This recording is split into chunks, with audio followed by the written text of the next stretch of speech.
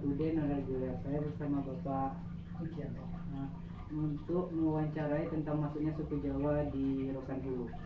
Oke Pak, awal mula Bapak datang ke Rohul gimana ya Pak? Saya datang ke Rohul bulan April tahun 1999.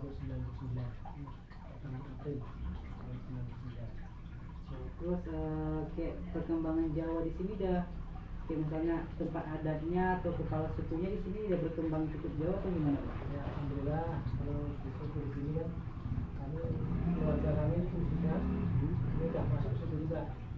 Terus ini alhamdulillah kami udah masuk kita lagu. Terus Kalau ada permasalahan orang dan itu yang menyelesaikan ya. Jadi kayak misalnya kayak saya kan suku Minang nih Pak. Kayak ada perkumpulan di satu majelis itu kayak kami dari suku Pariaman, orang Pariaman ada perkumpulan di masjid ini. Atau di suku Jawa gitu ada juga di sini gitu Pak. Ada IKJR ada. Apa tuh? Kepanjangannya? Ikatan Keluarga Jawa Rio. Rohul ada juga, yang khusus Ujung Batu ada juga. Biasanya itu perkumpulan atau gimana itu? Ya perkumpulan. Kumpul di mana biasanya tuh Pak? Kayak di kumpulannya di apa ini? DS. Di Anangko gitu ya. Jadi berarti suku Jawa di Ujung Batu udah cukup ramai juga lah ya Pak ya. Soalnya kayak ya kami kan gabung dari peran-peran zaman dulu di belakang tiga itu kan ada yang bergabung di sini. Yang dari Dekadura sana bergabung juga ya Rohul dulu. KJR Rohul.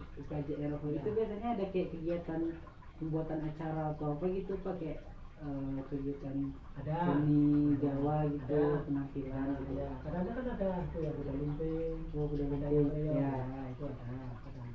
Itu kan apa, kebudayaan dari Jawa yang disebarluaskan di Pulau Sumatera di sini, yang di Ujung Batu itu.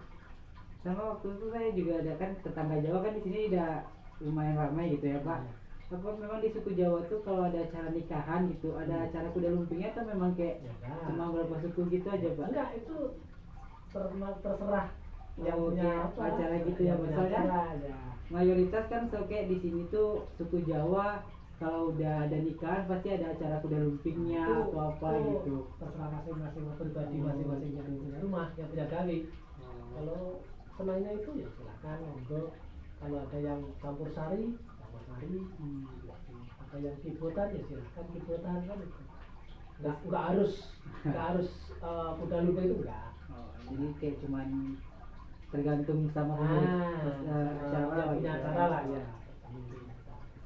Berarti nggak harus setiap suku Jawa yang di sini kayak harus ngadain itu gitu kan, tidak ya Pak? Itu enggak apa. Harus begitu, cuman kemauan sendiri gitu ya Pak. Selingan ibaratnya termasuk untuk hiburan aja. Itu biasanya kalau suku Jawa itu kalau kami kan ada hantaran untuk pernikahan gitu Pak.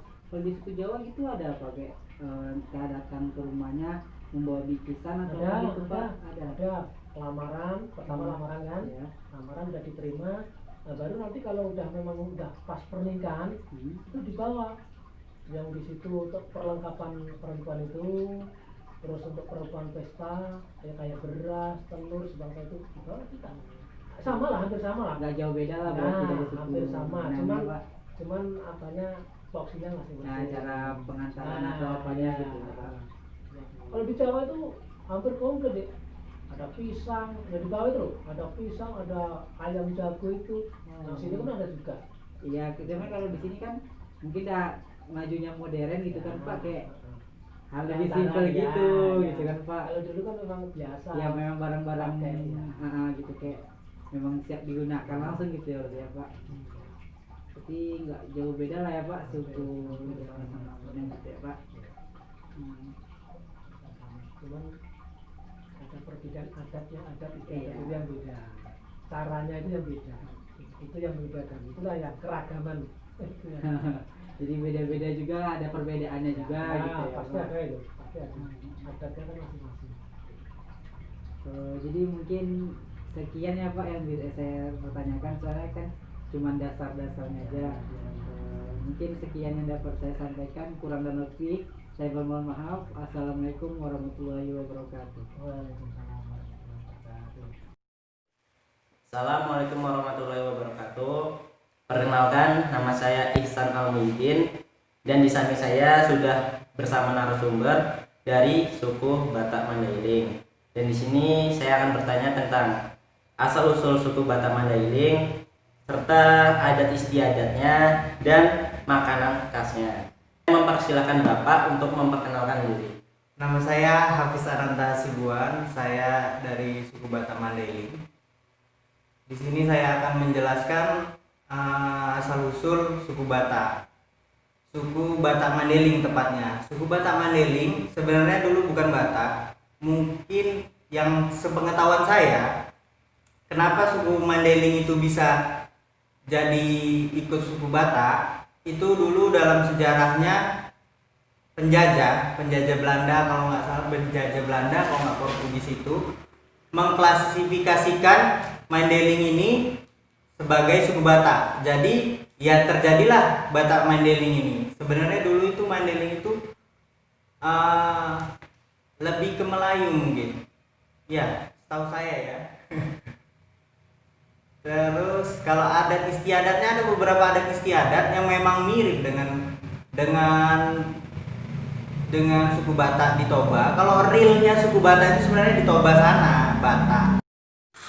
Proses pernikahan dan adat istiadatnya itu bagaimana, Bapak? Oh, prosesnya itu pernikahannya ya yang asli orang Batak Mandailing sana itu ada, kalau nggak salah itu namanya Manyapai Boru. Manyapai Boru itu kayak perkenalan, tapi perkenalan ini Ya. nggak di rumah keduanya, kayak di luar gitu, kayak di tempat makan atau apa. Oh, gitu. berarti Iya. di luar ruangan ya?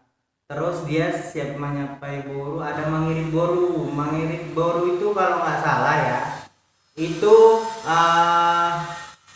pihak mempelai laki-laki, orang tua mempelai laki-laki itu lebih memperdalam atau lebih mencari tahu soal mempelai wanita gitu loh. Berarti betul-betul ditulis ya? Iya. Betul-betul. Setelah itu ada prosesnya namanya Padamus Hata. Padamus Hata itu kayak mempelai laki-laki datang ke rumah wanita. Itulah baru orang itu bertemu di situ. Nah, kalau udah serak terus memperkuat janji lah orang itu di situ, di Padamus Hata itu. Mungkin setelah itu Manulak Sari itu pihak laki-laki datang ke tempat mempelai wanitanya membawa barang-barang seserahan gitu loh, kayak apalah seserahannya apa gitu, kayak emas atau apa yang sudah di perjanjian tadi apa gitu. Terus itulah kalau yang memang dia agamanya Islam dinikahkan secara Islam, tapi tetap mengikuti adat di sana. Terus dia ada itu namanya, jadi dua mempelai ini udah nikah nih kan, udah sah. Dua mempelai ini diiringi sama kayak hampir kayak budaya Betawi lah, diiringi itu dua pendekar, dua kayak diarak lah ya, diarak lah. Setelah itu ada acaranya namanya dihidupkan di itu acara Gordam 9. Nah, jadi itu Gordam 9 itu gendang 9 biji. Jadi dimainkan. Di situ nanti semua para tamu undangan di situ menortor namanya. Disitulah dia acara puncaknya pernikahan itu. Setelah itu ada dia acara kayak nasihat dari orang-orang tua, mendengarkan kayak gitulah proses pernikahannya. Kurang lebih segitulah yang saya ketahui ya. Jadi agama yang paling banyak dianut dalam suku Batak Mandailing itu apa, Pak? Dia ada Islam itu sekitar 60%-an kayaknya Islam, terus ada yang Kristen, ada yang Protestan, ada yang masih mungkin sekarang memang masih ada lah yang menyembah pohon. Saya juga kurang tahu. Dan makanan khasnya suku Batak Mandailing itu apa, Pak? Makanan khasnya itu ada namanya alame, dodol khas Mandailing. Sebenarnya sih dodolnya mirip-mirip kayak dodol biasa sih. Terus ada namanya pucuk rotan. Iya, dia pucuk rotan. Terus pucuk rotan tuh kayak dibakar nggak direbus, dimakan pakai cabai mentah sama bawang itu ada juga. Terus gulai asam pade gitu, ikan di gulai asam pade. Terus gulai daun ubi tumbuk kayak gitu sih khasnya ya kayak gitulah ciri khasnya. Terima kasih ya Pak atas waktunya. Nah, mungkin cukup sekian dari saya. Apabila banyak kesalahannya maupun kekurangannya, saya minta maaf sebanyak-banyaknya. Assalamualaikum warahmatullahi wabarakatuh. Selamat siang, Bro. Saya maaf sebelumnya kalau saya kurang berwawancara. Saya ingin mewawancarai tentang suku Melayu. Sejak kapan Datuk menjadi kepala suku Melayu? Kami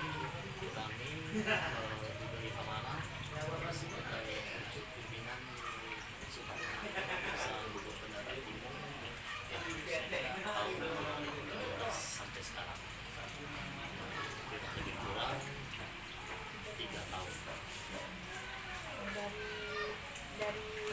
Dari keturunan siapa Datuk bisa menjadi suku Melayu? Ya, sebagai ketentuan adat di pedesaan Timur dan mayoritas adat di beberapa desa di sekitar desa Lubuk Timur dan Lubuk Lembong itu pada dasarnya mengikuti garis keturunan ibu, yaitu matrilineal. Garis keturunan itu mengikuti dari keturunan ibu, sehingga mengikuti garis keturunan ibu. Jadi suku Melayu kami mengikuti suku Melayu dari Papua ibu. Seperti itu. Dan dari keseharian Datuk, apa pekerjaan Datuk selama menjadi kepala suku? Kepala suku atau barangkali mungkin pucuk pimpinan adat, tidak hanya kami sendiri, sebab di pedesaan Timur dan Lubuk Lembong itu ada 10 nenek mama yang termasuk ke dalam 5 suku. Itu pekerjaannya adalah sebagai mitra di desa dalam konteks tali tiga sepilin. Tali tiga sepilin situ ada unsur pemerintahan, unsur tali ulama, dan unsur pakai dalam hal ini yaitu ini mama. Jadi ini mama merupakan mitra dari pemerintah dan ahli ulama dalam konteks tali tiga sepilin.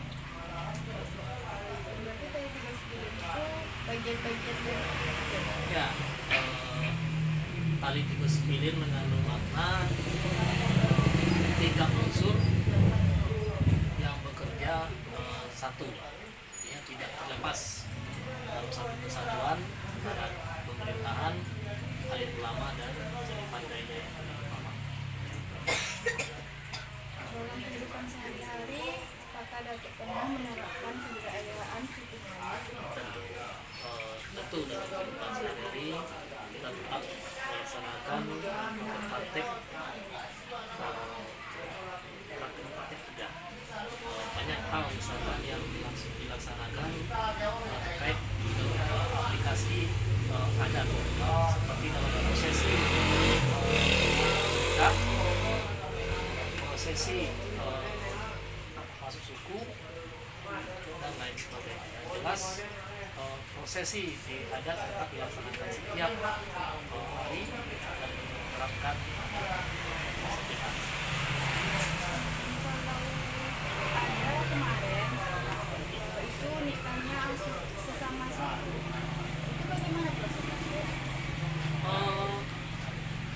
Dalam ketentuan adat di desa itu diyakini dan dipegang teguh pernikahan satu suku tidak dibenarkan. Jadi ada beberapa sanksi, namun sanksi tersebut biasanya kita belum terlalu dibenarkan. Tapi kejadian nikah satu suku belum pernah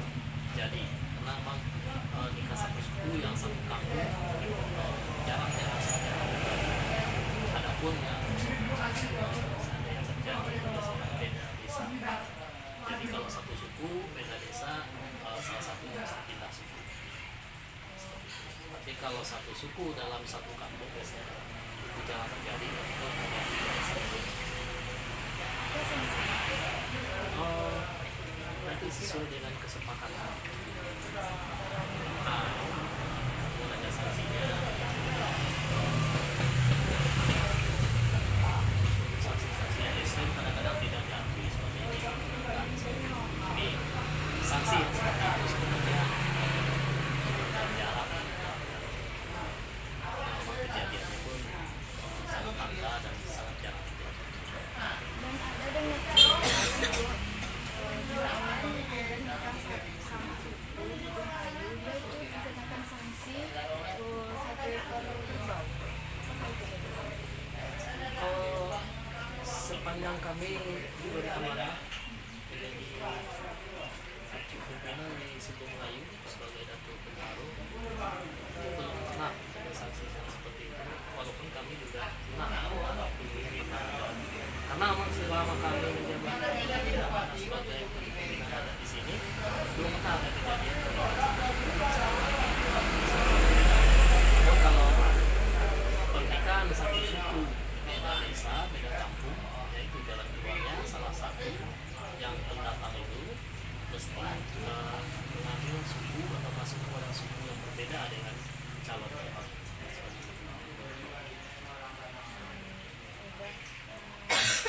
Terima kasih atas waktu yang telah diberikan kepada saya. Saya mohon maaf jika mengganggu waktu Datuk.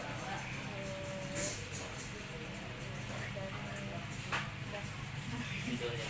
Oke, terima kasih kembali. Kami sangat merasa senang dan bangga ada dari beberapa titik penakar yang mempunyai keinginan dan niat untuk menanyakan persoalan nah, kami dengan hal seperti ini dapat menjadikan adat dapat berjaga dan dapat dilestarikan. Terima kasih.